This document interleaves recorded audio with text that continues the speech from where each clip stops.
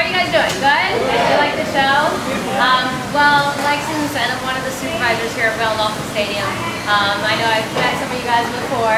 I know you got to see the pre-show and learn a little bit about our pilot whales, so I'm just here to tell you a little bit more in depth about their story. They were really excited they came to us. As many of you know, there's a lot of organizations out there that feel that these pilot whales would have been better left on the beach. Obviously here at SeaWorld we feel very differently. We are very passionate about the care we provide for our animals and the ability that we have to rescue and rehabilitate these animals. Our goal is always 100% to get them released back out into their natural environment. Now there are circumstances, obviously for the best welfare of the animals, that is better that they stay in our care. That is something that is not decided by us as animal trainers or our animal care specialists. That's outside of our hands. So with these guys, the federal government actually are the ones that decided they were not able to be released, and they also decided where is the best place for them. Now SeaWorld jumped into action. Over 600 volunteers as well as SeaWorld staff was there when these pilot whales were stranded. We are going to provide 24-hour round-the-clock care for them, even if they decide they're not going to come to SeaWorld. We don't really care. We're going to take care of animals no matter where they are. That's our call, and our animal care specialists, which through these weekends, it's a really awesome opportunity. People don't get to see those stories, but we're called out to help these animals no matter where they're going to end up. Hopefully it's back out to the natural environment, but they might have said, maybe these animals would be better with another facility, and that's fantastic. It's always what's going to be best for the animals. With these 4 pilot whales, they decided SeaWorld has the most expertise, the most resources to best provide for these animals under our care, which is amazing. We were so excited. We've been able to learn so much from them just in the short time that they've been here. They are now growing incredibly fast. When they came to us, these little ones, they were only about 6 months old. They weren't even eating fish yet. And because of the years of experience that SeaWorld has, we actually know a formula to make kind of a gruel that's very similar to what they would get from their moms, and that milk base that they would be getting. And we have years and years of history with that based on research that we've done with our dolphins that are in our care. So we were able to provide that for them, which contributed to their health and their survival, and they're just striving and doing so well now. When they came in, they were about 300 to 400 pounds. These little guys now weigh about 700 pounds, and Freddie, our larger whale, she's over 1,200 pounds now.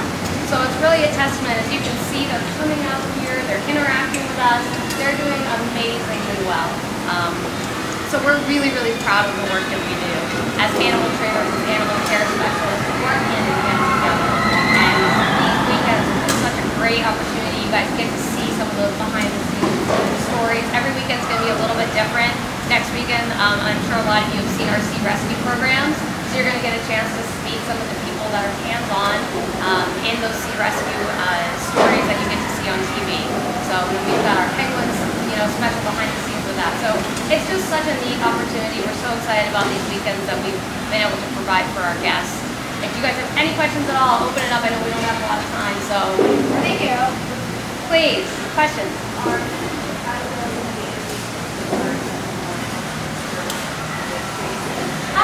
Possibly. As long as they continue to do well and seem to enjoy that type of interaction, which as you can see when they came out, they love it. When they're coming out to the class, they really seem to enjoy that interaction. So hopefully down the road, we'll try and work them into that. If you guys remember that storm sequence that we had to pull from the show, we're hoping they will take over that and that can be their role if they seem to do well with that. So that would be great. That would be amazing for us to be able to see them in that role. They have been with us, let's see, Freddie's been with us about 2 years, and the little one's only about a year now. So they've come together as a family unit, and they're just doing so incredibly well together, socializing with each other and forming those bonds that you would see in a natural pod environment. Real quick, just with that, we talked about they were in the bacteria river for a long time. So it's only been Freddie's been here about a year. Right. I don't know how long. It was May. It hasn't actually, even hasn't really been that long that they've been here with us in this environment. So, sorry? They were, yeah.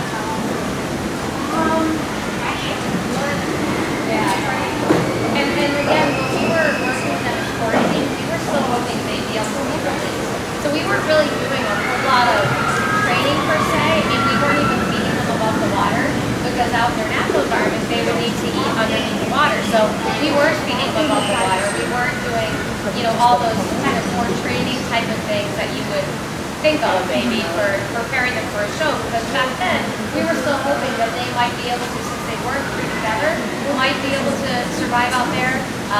But again, the federal government decided they probably wouldn't make it, so they stayed here with us. And that's when we started more of our traditional operant conditioning and positive reinforcement training with them that you can see that we utilize here. But that started really late, so that's even more amazing that they're doing so well. Yes? How many marine biologists and trainers get work with? What's that? Do trainers get work with marine biologists? Every trainer's background is a little bit different. Some of our trainers do have a marine biology background, and we work very close with Hub's research facility, which there's more of the science aspect of that. I particularly don't have that kind of a background, but we have so many resources, and we're such a big team that we work together as much as we can with research, and SeaWorld's contributing the resources to provide a lot of that research that the marine biologists are doing. Yes? What would you say is the most surprising thing you've learned so far? The most surprising is probably just how quickly they're picking up on the training techniques that we've provided. I mean, I think sometimes we go more slowly than they need us to because we're like really doing the baby steps with them. They're like, we can do way more than that. So probably the most surprising thing is just how advanced and how quickly they're picking up on what we already do.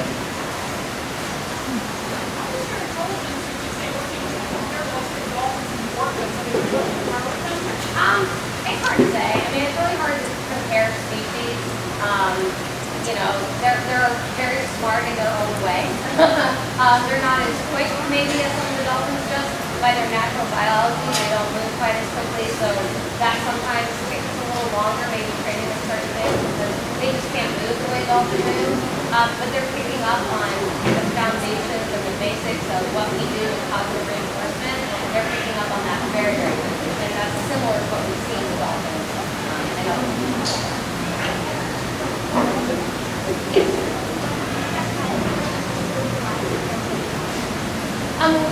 This is the first time we've ever had pilot whales here at SeaWorld Orlando. We used to have false killer whales as a part of our show, which unfortunately our last false killer whale did pass away. She was amazing. I know, I'm sure any of you saw the show. We're very touched and moved by her, as were all of us. So they haven't been in the show just yet. Out in San Diego, they have pilot whales out there, and they participate in the ride the show. So that is our goal. Hopefully they'll take that part. But they've never been in our show here. They've never been here at SeaWorld in Orlando. Anybody else? Any other questions? Well, we love having you guys as our fan base and our supporters. We really value all you guys so much. It's really important to us that we get that message out when we know you guys are a huge part of sharing our story and what we do. Nobody knows better what we do than those of us that do it. So, anything that's out there, please come to the stores. Please tell your friends. Come and talk to us. We're always here. Our educators, our trainers. We love sharing what we do because we believe in it so much, and we're so passionate about what we do. And we know we make a difference. And we know you guys are a big part of helping us get that message out to make that difference. So we do thank you guys very, very much for being a part of our lives here. What education, like you were saying, is a wide variety. There is. What are some of the degrees that the trainers all have? Gosh, it's very varied. Most of us have a Bachelor of Science degree. Mine in particular was pre-vet. A lot of people kind of went that zoological thinking, maybe I want to be a vet, hold on, maybe I want to do this. So kind of went that route. Probably the most closely related to what we actually do is psychology. With operant conditioning and training in particular, if you want to be in the animal training field, psychology is the most closely related, even if it's human psychology, the principles are exactly the same. We're reinforcing good behavior. All those principles come from psychology. What are the pilot whales? Their names? Well, the larger one that you saw, her name is Freddy's. The first one we came. I don't name them. I think at first they weren't sure if she was a I know. She's a very cute girl named Freddie, but we've grown, yeah, exactly. We've grown to love her name, Frederica. Exactly. That is her official full name. We call her Freddie. Then we also have Ava is the smallest of the three. They're all about the same age, we estimate. She tends to be the smallest female, is Ava. And then we have Ace, who's our only boy, and then Piper, also female. Yeah. Little girls, we have a little more to do. We love Freddie too. We love her.